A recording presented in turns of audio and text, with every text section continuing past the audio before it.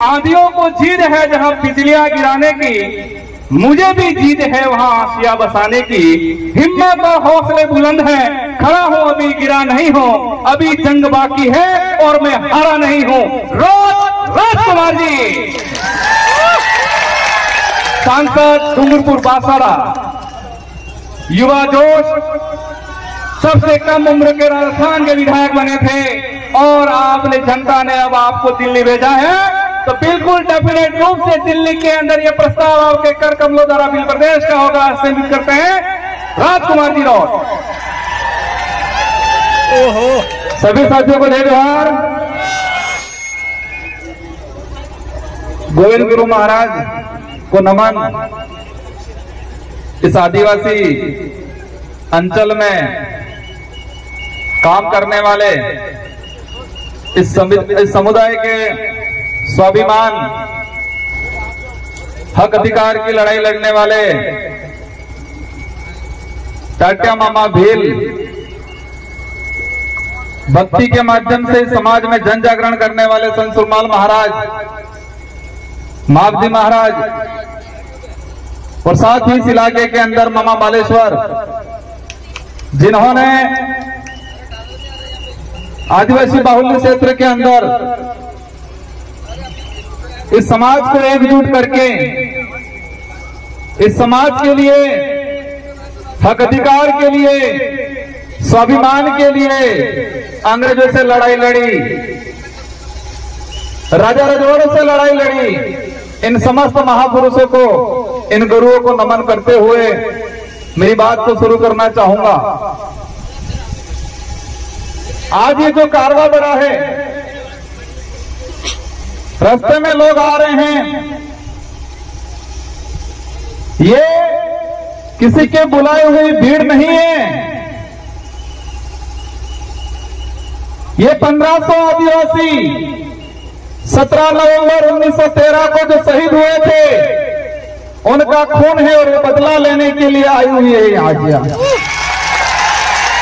वो सपना पूरा करना है हमें। बड़े दुख की बात है कि 1913 में एक ही दिन में लाखों की जो संख्या इकट्ठी हुई थी गोविंद गुरु महाराज के नेतृत्व में, इसी पहाड़ी पे, इसी पहाड़ों पे आसपास के। और उस समय तत्कालीन जो राजा रजवाड़े अंग्रेजों की मदद से गोलियां चलाई, और इस नरसंहार में इस पहाड़ी पे महिलाएं भी थी, बच्चे भी थे, बड़े बुजुर्ग भी थे, जवान भी थे। और एक ही दिन में अगर 1500 लोग, 1500 के करीब लोग एक साथ मरते हैं, तो आसपास का जो मध्य प्रदेश, वर्तमान में राजस्थान, गुजरात, महाराष्ट्र, जो उस समय बिल टेरिटरी के नाम से जाना जाता था, उस इलाके में क्या स्थिति बनी होगी। हम देखते हैं हमारे गांव में, अगर गांव में कोई एक्सीडेंट हो जाता है, कि व्यक्ति मरता है, तो पूरे गांव को तकलीफ होती है, पूरा गांव दुखी होता है, पूरा गांव शोक व्यक्त करता है। और जिस परिवार का व्यक्ति की डेथ हुई है, वो परिवार सालों तक ऊपर नहीं आ पाता है। तो इसी पहाड़ी पे 1500 आदिवासी एक साथ मारे गए 1913 के दौरान। तो इस इलाके में कितना मातम छाया होगा, कितना डर घुसा होगा, कितना दुख हुआ होगा। ये जो गांव पड़ा था, वो गांव आज तक नहीं भरा है। तो लड़ाई किसकी लड़ रहे थे? मैं इन इतिहासकारों को कहना चाहूंगा, जिन इतिहासकारों ने बिल प्रांत की मांग को लेकर यहां पर भक्ति के माध्यम से आंदोलन खड़ा किया था। भक्ति के माध्यम से उद्देश्य था, अंग्रेज से लड़ाई थी कि हमारा अलग से बिल प्रांत दिया जाए, ये उद्देश्य था, माध्यम भक्ति था। भक्ति के माध्यम से बिल प्रदेश की जो लड़ाई लड़ी जा रही थी उस समय, और उस इतिहास को, उस सच्चे इतिहास को कई इतिहासकारों ने 2-4 लाइनों में सिमट दिया, कह दिया कि भक्ति आंदोलन हो रहा था और 1500 आदिवासी मारे गए। इस देश का तो ठीक है, लेकिन विश्व का एक भी इतिहास ऐसा नहीं मिलेगा, एक भी घटना ऐसी नहीं मिलेगी जहां सिर्फ भक्ति की जा रही थी और गोलियां चलाई थी। आपने किने गड़े उतरे। अगर हमारे पूर्वज सिर्फ नर्ग बजाता, भजन करता, सिर्फ भक्ति करता, तो क्या इस बात से अंग्रेजों को दिक्कत थी क्या?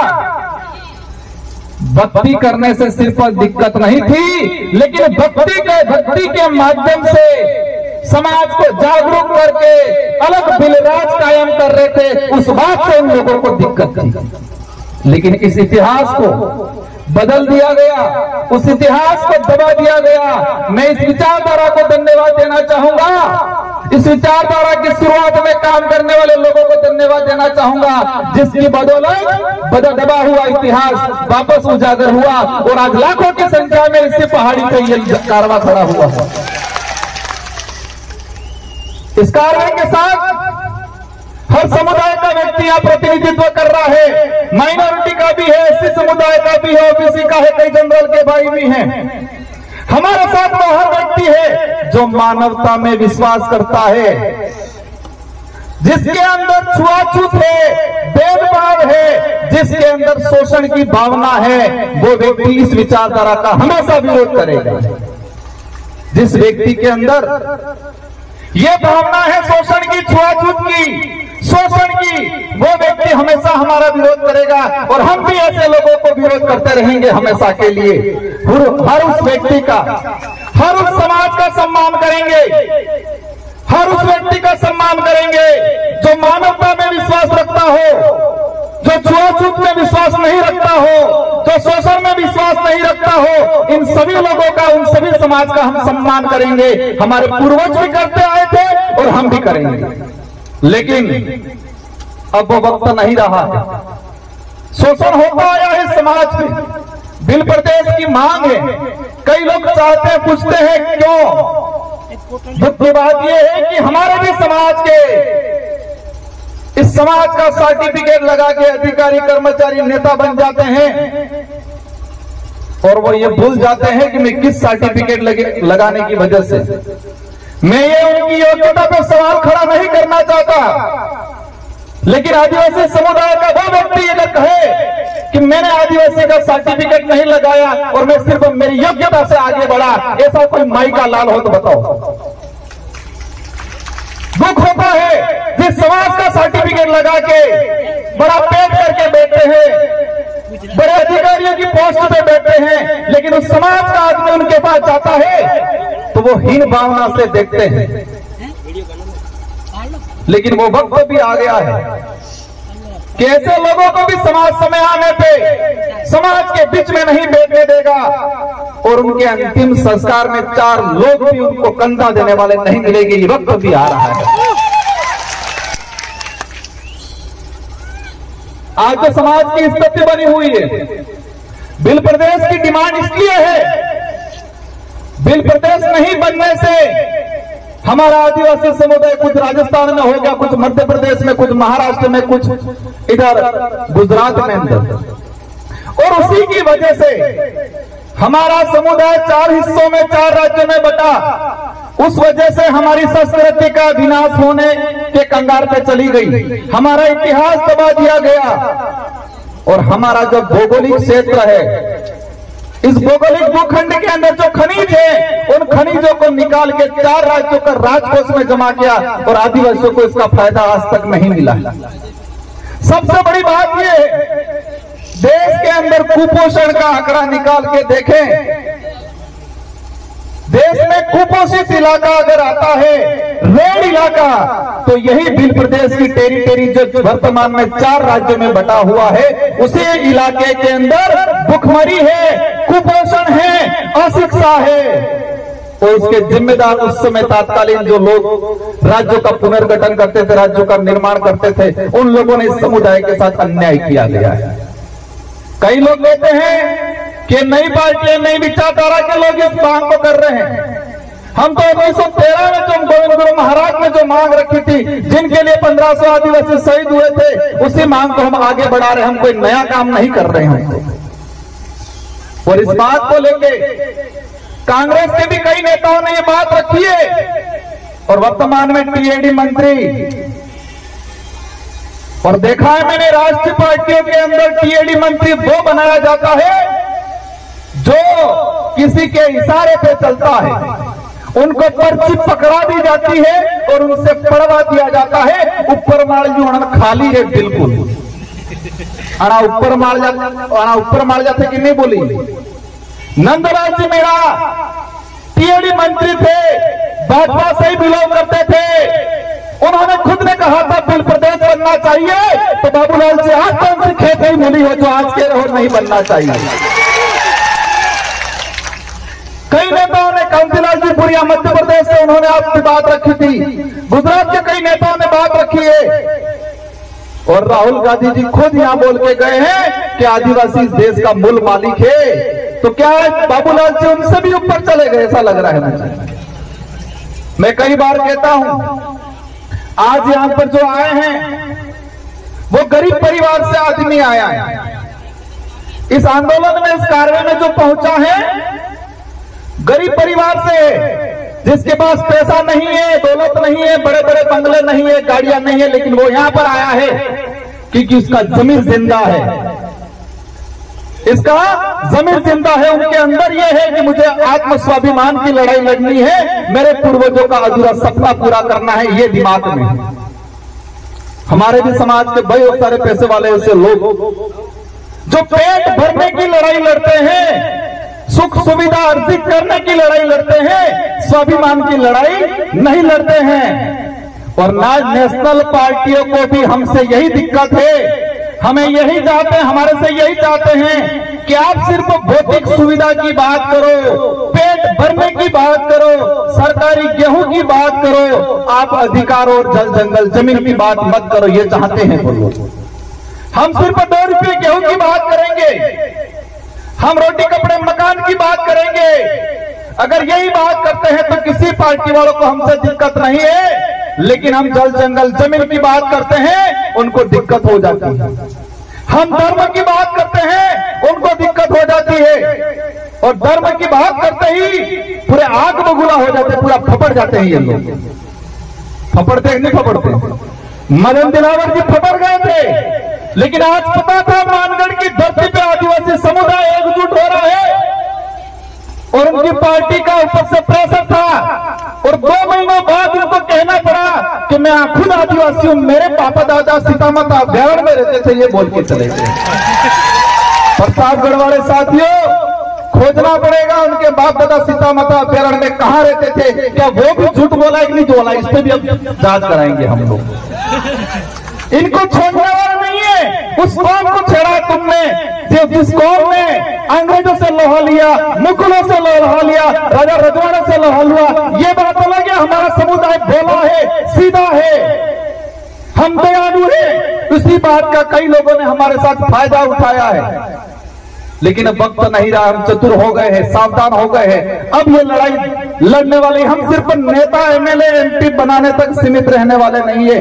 जिस तरह गोविंद गुरु महाराज का भक्ति के माध्यम से बिलराज कायम करने का उद्देश्य था, इसी तरह हम भी हमारा एमएलए एमपी बनाने के माध्यम से बिलराज कायम करने का हमारा जो लक्ष्य है वो पूरा करने वाले हैं।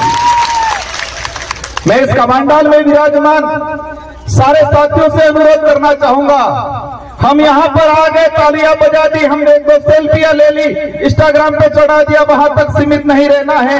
सबसे पहले हम सबको मजबूत होना है और मजबूत दिमाग से होना है, क्योंकि कई बार हम कहते हैं आंख से अंधा है, कानों से बहरा है, इसको हम समझा सकते हैं, लेकिन दिमाग से अंधा है, उसका इलाज नहीं हो सकता है। आंख से अंधा है, कानों से अंधा बहरा है, पैर से विकलांग है, हाथ से विकलांग है, उसको हम रास्ता दिखा सकते हैं, वो बात मान लेगा। लेकिन जो दिमाग से विकलांग है, उसका इलाज नहीं है। तो हमारे आसपास भी ध्यान रखना है, दिमाग से विकलांग कौन है, और देखा है ये राष्ट्रीय पार्टी वाले अधिकतर दिमाग से विकलांग हैं। उनको पर्चियां पकड़ाई जाती है, उनको बुलवाया जाता है, उनको खुद को नहीं पता है हम क्या बोल रहे हैं, क्योंकि वो दिमाग से विकलांग है। अगर दिमाग से विकलांग नहीं होते तो अपने विवेक से सोचते ये सही है गलत है। बाबूलाल जी आज कह रहे हैं, लेकिन उनको यह नहीं पता कि नंदलाल जी मीणा खुद चाहते थे दिल प्रदेश बनना चाहिए, और कई बार उन्होंने यह स्टेटमेंट दिया गया, क्योंकि वो दिमाग से विकलांग। हम सबको पढ़ाई करनी है, और मैं इस मंच से कहना चाह रहा हूं, केंद्र सरकार से बहुत जल्दी बिल प्रदेश को लेके एक कमेटी गठित करके इसका क्राइटेरिया कितना है, इसके हमारे लिए पूरी कमेटी गठित करके काम कराने की कोशिश रहेगी बहुत जल्दी। और साथ ही आप लोगों को भी हमारे बच्चों को पढ़ाना है, क्योंकि शिक्षा ही वही हथियार है। अब गोलियों से या बंदूकों से या तीर कमान से काम हमारी कल्चर से जुड़ा रहेगा। वो अब लड़ाई कलम से लड़ी जाएगी। हमें पढ़ाई करनी है, खा पी के मजबूत रहना है, और आसपास के जो दिमाग से विकलांग है उनको समझाने की कोशिश करनी है। आज जो वर्तमान स्थिति बनी हुई है, धर्म की बात को लेकर चिढ़ते हैं हम लोगों से। मुझे लग रहा है संचालक महोदय साहब रुकने की कोशिश कर रहे हैं। इन लोगों की पॉलिसी है धर्म के नाम से लड़ाओ, लेकिन हमें ध्यान रखना है, हमें धर्म के नाम से नहीं लड़ना है, न धर्म के लिए लड़ना है। हमको जल जंगल जमीन के लिए लड़ना है, धर्म के लिए नहीं लड़ना है। आदिवासियों को आदिवासियों से खत्म करने की नीति अपनाई जा रही है। आदिवासियों को आदिवासी से खत्म करने की नीति अपनाई जा रही है, और उस नीति में पहला उनका जो उद्देश्य है, पहला उनका हथियार है, वो धर्म है। और उसका उदाहरण हम देख चुके हैं मणिपुर के अंदर। आदिवासी ने आपस में मारा काटा। वो जमीन की लड़ाई कम थी, वो धर्म की लड़ाई ज्यादा थी। वही आदिवासी कुछ ईसाई बना दिए गए, कुछ कट्टर हिंदू बना दिए गए, और वही नीति कुशलगढ़ में चल रही है। पूरे उदयपुर संभाग का अगर देखते हैं, आरएसएस की सबसे ज्यादा शाखा बांसवाड़ा और कुशलगढ़ में है। और दूसरा भी जो मामला चल रहा है वही है। हम किसी भी धर्म का विरोध नहीं कर रहे, लेकिन हमारे समुदायों को मानसिक रूप से गुलाम बनाने का अगर कोई काम कर रहा है, और समुदायों को मानसिक रूप से गुलाम बना के आपस में लड़ाने का काम कर रहा है, वहां हम खड़े रहेंगे और बोलेंगे। मणिपुर के अंदर लड़ाया, वहीं बाबूलाल जी जाडोल के अंदर लड़वाएंगे। और हमने अभी ये नहीं संभाला तो आने वाले समय के अंदर हमारा समुदाय जमीन के लिए, हक अधिकार के लिए, आरक्षण के लिए, स्वाभिमान के लिए नहीं लड़ेगा, धर्म के लिए लड़ेगा। हम धर्म पूर्वी लोग हैं, हम गोविंद गुरु महाराज, संत सुरमार महाराज, मावजी महाराज को मानने वाले लोग हैं। हमें दूसरे के किराए के धर्म में रहने की जरूरत नहीं है। इसलिए हम सबको मजबूती से खड़े रहना है। और आज जो आए हैं, हम क्षमा चाहेंगे, कुछ असुविधा हुई होगी। आज मैं एक एमपी हूं, हमारे 4 विधायक हैं, और हम आज से कह के जाना चाहेंगे, अगली बार बहुत शानदार व्यवस्था मिलेगी आप लोगों को। और कोशिश रहेगी, और आप सबको मिलकर कोशिश करनी है कि अगली बार ये पहाड़ी तो ठीक है, लेकिन वो पहाड़ी भी डग जाए, इतना कारवा बढ़ाना है इस बार। मोदी जी भी मजबूर हो जाए सोचने के लिए कि बिल प्रदेश के वासी जब चुके हैं, और इस कार्य में हम हर समुदाय को साथ में लेंगे। इस इलाके में रहने वाले कोई भी समुदाय हो जो मानवता में विश्वास करता है, हमारे पूर्वजों ने भी साथ दिया था। आज देश के अंदर महाराणा प्रताप को महान राजा माना जाता है। महाराणा प्रताप के पास कौन सी सेना थी? इस देश के अन्य सारे राजाओं ने अकबर की अधीनता स्वीकार कर ली, तो महाराणा प्रताप के पास कौन सी ऐसी सेना थी, कौन सी ऐसी तोपें थी? उनके भाई थे जगमाल और पृथ्वी सिंह।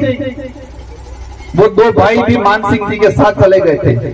और महाराणा प्रताप की तरफ से लड़ाई कौन लड़ रहा था? मान सिंह लड़ाई लड़ रहा था। लेकिन मुझे दिक्कत इस बात से है कि पाठ्यक्रम में वो जमीन और स्वाभिमान की लड़ाई थी, लेकिन उस लड़ाई को धर्म की लड़ाई के नाम से डालना चाह रहे हैं ये लोग। किसकी लड़ाई साबित कर रहे इस इतिहास में? धर्म की लड़ाई थी ये बोल रहे हैं। वो धर्म की लड़ाई नहीं थी, जमीन की लड़ाई थी, स्वाभिमान की लड़ाई थी।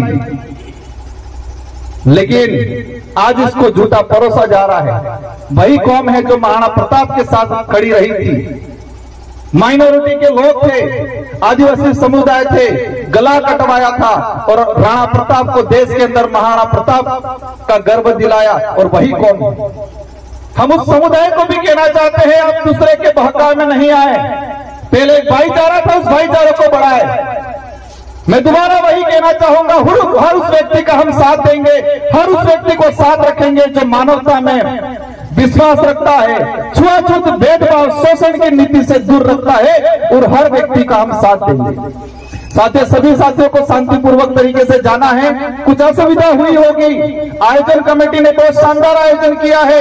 ये जो आज व्यवस्था की है, पुलिस प्रशासन का भी शानदार सहयोग रहा है, अन्य डिपार्टमेंट के लोगों का भी शानदार सहयोग रहा है। फिर भी जो कमी पेशी रही होगी, आने वाले साल ये कमी पेशी आपको नहीं दिखने मिलेगी। हम सब मिलकर कोशिश करेंगे। इन्हीं शब्दों के साथ आप सबको धन्यवाद। आप सभी आज प्रण लेके जाए, एक साल के अंदर हमारे बच्चों को शानदार एजुकेशन दे, खा पी के मजबूत रहे, और पैर से विकलांग होंगे चल जाएगा, लेकिन दिमाग से विकलांग नहीं होना है। ये प्रण लेके जाना है। आज हम जल जंगल जमीन की लड़ाई लड़ेंगे, हम धर्म की लड़ाई नहीं लड़ेंगे। ये प्रण लेके जाना है। आज बांसवाड़ा के अंदर फॉरेस्ट के लेके जगपुरा को लेके ये बात हम दिल्ली के सदन में रखेंगे और इसका समाधान भी कराएंगे। आप निश्चित रहे। इन्हीं शब्दों के साथ आप सबको धन्यवाद, आभार, जय जोहार, जय भारत, जय वीर। बहुत खूब, एक बार जोरदार तालियों की गड़गड़ाहट से अभिनंदन करें। बहुत सारी बातों का संदेश यही है कि अभी भवन जी का बोलना बाकी है, बस खाली आप 10-15-20 मिनट और बैठ जाएं, इससे ज्यादा आपका समय नहीं लेंगे। हाँ, लोकेश भाई का कोई फोन कर गया है। लोकेश भाई बहुत ज्यादा